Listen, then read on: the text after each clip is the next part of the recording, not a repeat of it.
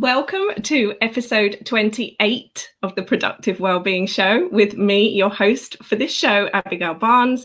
I am so excited today to be welcoming one of my mentors onto the show. And what is amazing is ordinarily, I would never get this opportunity to have him on a show like this, in this kind of conversation on a weekday, because he is, let me give you an introduction, one of the world's most sought after keynote speakers.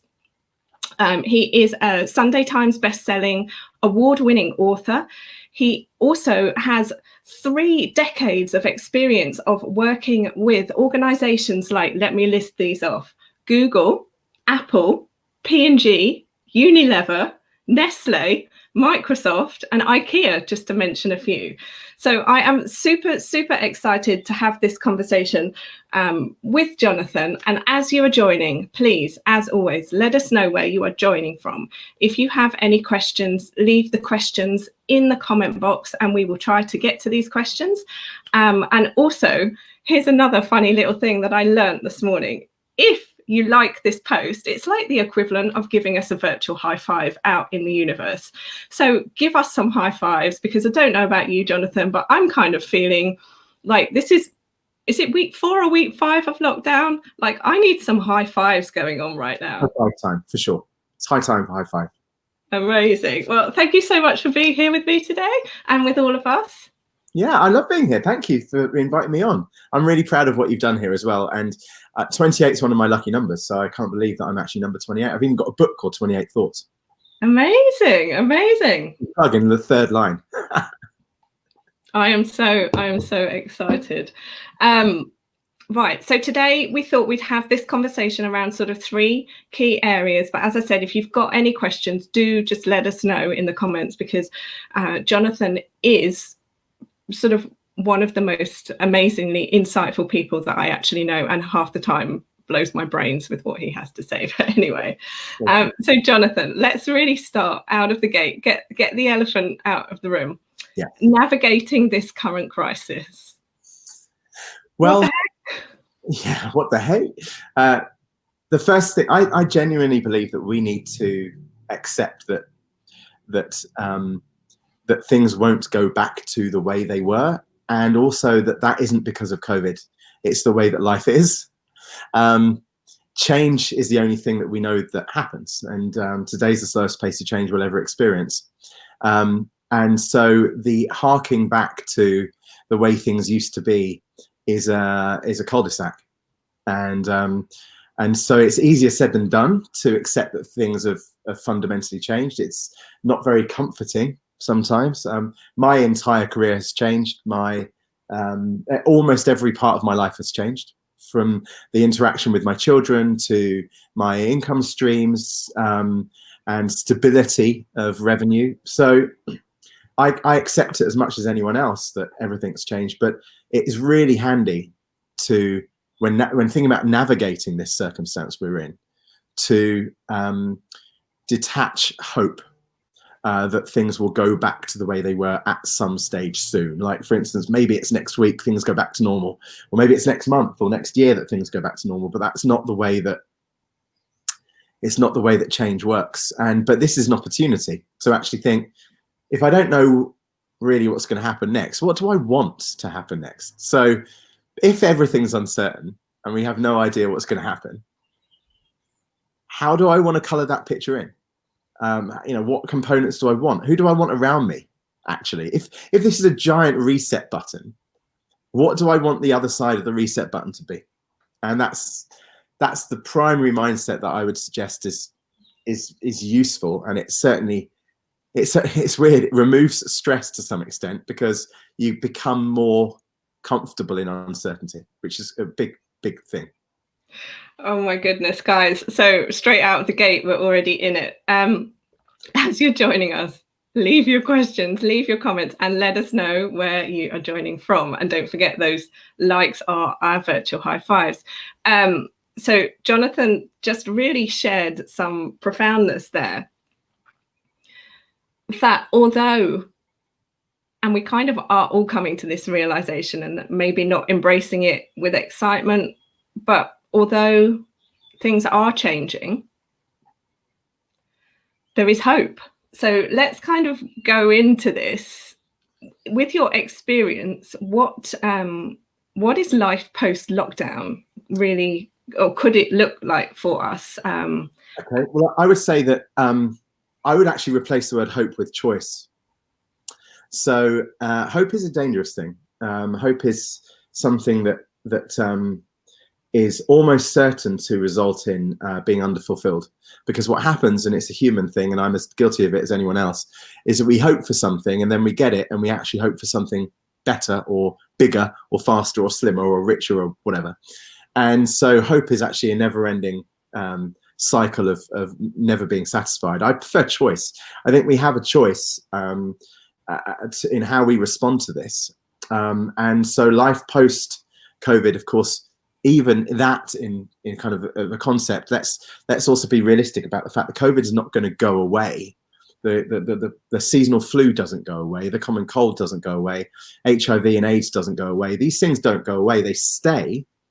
But how we respond to that reality, the scientific fact, and how we respond, how we choose to structure our life is purely down to us. And I think there will be some people who are, I mean, from my perspective, I'm one of them, who have to truly fundamentally rebuild their business aspirations and essentially start from scratch in many areas.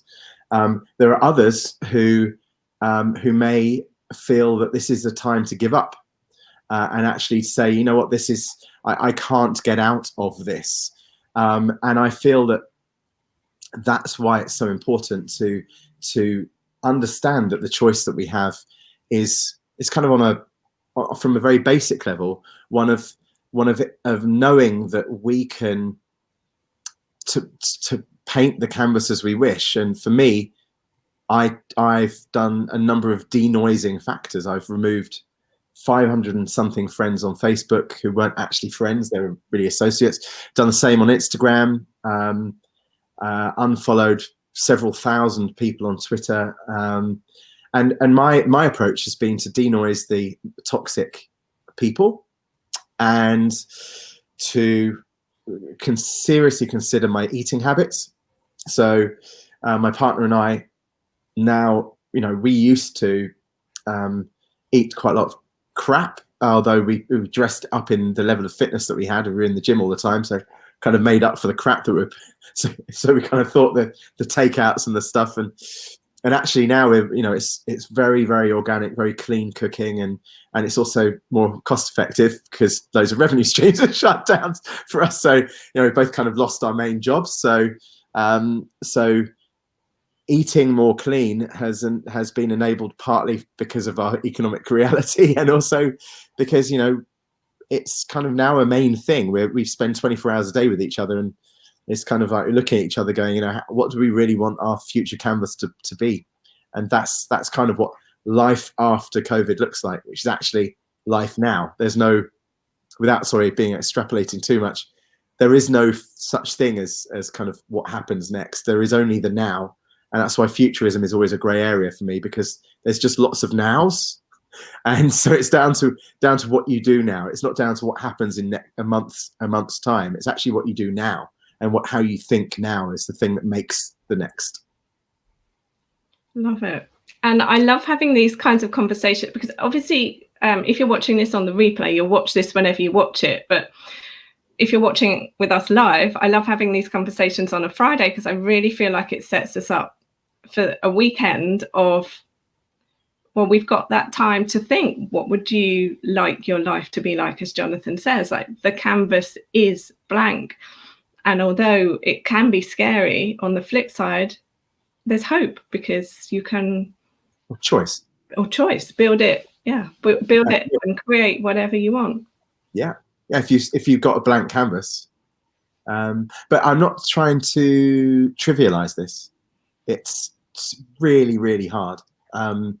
For many, many people, I fall into the bracket of the government can't really assist business-wise. I was primarily a dividend earner from a private limited company that I owned, sole trader, and so the only benefits I can get is the universal credit side of things, which is a couple of £100, which helps. But the 80% furlough side, or the £2,500 a month side for those, but I'm not in that bracket. So this isn't any of what I'm saying about mindset isn't trivializing the very stark realities of financial pressure. You know, I in the first 7 days of the lockdown, I lost almost six figures amount of income, and so it's that however wealthy one may be, and I certainly am not now, but even then, that hurts when all of your speaking gigs stop and everything else stops. My next book was supposed to come out in September. It's now September/October. It's now going to be next year. So all of that side is all delayed. Everything gets delayed, and it's tough. But we have a choice. And Viktor Frankl is my favorite author on this point. And in Man's Search for Meaning, and also Prisoners of Our Thoughts, which is written by some of his students, there is this consistent quote that I always use. And Abigail, you've heard me say this before, I'm sure, but you know, between stimulus and response, there's a gap. Between something happening and us choosing a response, there's a gap. And in that gap is where our growth and our freedom is. What we tend to do is we react. We reenact what we did last time. Oh my God, there's a disaster and everything's gone down the toilet, down the drain, and I'm angry at the politicians, and I'm frustrated about something. And it's like, okay, that's a reaction. Got it. Let's pause and breathe and choose our response. And Viktor Frankl was a Holocaust survivor after watching his entire family get gassed. So he also understood what hard times were, and he still is a hero of choosing our response. For me, in my eyes, everyone should read some Viktor Frankl in their lives, I think. Yeah, and for those of you who are looking for a book to read, it is totally a book about possibility, and when you change the way you look at things, the things that you look at change. So Man's Search for Meaning is a really, really sort of foundational book that can be helpful in times like now and beyond, because this is a big universal reset for people. Some of us have had our wake-up calls at various times in our life. Mine was 8 years ago on my business trip. You maybe have had sort of repeated ones at times in your life and your career. Yeah. And if you resonate with anything that Jonathan says today, I highly recommend that you Google this man and you check out a myriad of talks, trainings, teachings, wisdom, books, all sorts on social media, because this man is everywhere. And I still truly feel grateful that I had the opportunity to meet him in Australia at an event where he was speaking. Must have been 5 or 6 years ago now, and is still in my top 5 of mind-blowing speakers, speaking to audiences of hundreds and thousands around the world. So before we get to our last question, let's just talk about something based on your experience and where you are right now. So if people watching this are keynote speakers, global speakers, trainers, what can they be doing right now to stay relevant in the current circumstances? Well, I hope that we have, as professionals in the professional speaking world, we are obviously aware of things like Udemy, where we can launch online courses. There's lots of different tools of creating content out there. And so my advice to anyone in that area is to digitize, but not from a random kind of like splattergun approach of get your stuff everywhere. Is think about what parts of your thoughts can be adding the most value to people. If we concentrate on where the value can be added the most, then the income stream then follows, rather than concentrating on where the most money would come from. That tends to actually fall on its face quite rapidly. In my book, the Sunday Times bestseller book, Powered by Change, there's which I have one here actually. This is what it looks like. Great book, guys. Great book. IKEA wrote the forward after my assistance with him over the years. In here, there's a chapter called Productive Paranoia. which is in the second section of Powered by Change. And productive paranoia is around how we should always, or could do well by constantly feeling slightly paranoid that what we're doing is going to fall apart, and so what our backup plan is.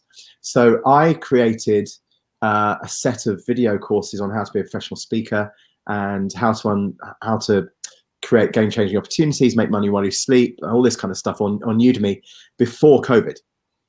And if I hadn't done, then the COVID situation would have had an even bigger impact. And so my advice to anyone who is in that space is to think very carefully about which parts of their content can be adding the most value to people, and it shouldn't be too hard to work out which parts resonate the most. If you have conversations with your family and friends, or people on the phone across the world, or video chats, and ask them maybe which of what you say as content really seems to land, and then make that into digital content that people can get either as micropayments or as buying a full course on Udemy. Allow Udemy to flex the pricing, because then they'll promote your course more. I've had 69 students in the last 2 weeks on Udemy through Udemy marketing. And me not being precious about how much things cost. I thought the course should cost 200 quid, and Udemy retail it at $11.99 in a flash sale. And it's like, well, hold on, why am I doing this? Am I doing this to add more value, or am I doing it to make more money? Value comes, if you put value first, you will make the money afterwards, I've learned. That is a top tip and a good one to know. So another just random question along the lines of this speaking. So some of the speakers that have events they were due to sort of speak out in person and lined up for later in the year have been asked to create the content virtually. And obviously learning how to use new systems is a job in itself, as you sort of have had to discover to put your content onto online. But the question really is, how would you recommend that these speakers get into the zone of being able to speak to a computer now versus speak to an audience of 50, 100, 1,000, 2,000, 5,000, however many people were speaking? Because this is the thing that's kind of coming up, is people, as speakers, I'm finding they tend to go off of the energy of the audience. So if there's no audience, how can they, what tips do you have? Yeah, in fact, I have created an entire masterclass on that actual point. So the bringing your business online, especially as a speaker or presenter, is something. If you go to my site, I'll mention the site at the end, jonathanmacdonald.com, you can click on masterclasses, and there's one of the masterclasses which is through Udemy, is actually, which is called Upgrading Your Life, actually contains an entire masterclass on how you can relate to audiences through a digital screen. It's a specialist topic because it's never normally discussed, but I talk about how you can read an audience digitally, even if you can't see them, how you can cover all types of persuasion techniques, even if you don't know the personalities of the people the other end of the camera. And so, but I'm not trying to... this is amazing. And we'll leave the direct link to it in the comments, because it is a real problem for people right now. So our time together here is about helping people to find ways to support themselves on the journey, and to invest in themselves as well. Because I was writing something yesterday. If you are not prepared to invest in things to help yourself save time and get to the next step or level, you have no value of your own time. Yes, I think if we can't believe in what the government are doing, and we can't believe in the World Health Organization, and we can't believe that the future is going to be stable, at least we can have a choice to believe in ourselves and invest in ourselves, and that can just be investing in spending 10 minutes a day of some exercise, or 3 minutes a day breathing, or 4 minutes a day researching something new, or learning a new skill, or painting, because you've always loved to paint. Now's the time to do the stuff that you never had time for. And so if we don't believe in anything else, if we can just believe in ourselves a bit more, just 1 degree more, that all adds up. Amazing. So the final question then is, around your previous points, sort of avoiding distractions and remaining connected and enjoying this crazy roller coaster, what tips do you have for us to kind of really dig into that? It is a mindset tip, so I will try and be as less esoteric as I possibly can be, but it is tremendously liberating to believe that the universe, in the same way as water, finds its own level. I just have you could call it fatalistic, you could call it whatever, anything. There's names that you could appoint to it, but my view is that things just find their own way to work themselves out.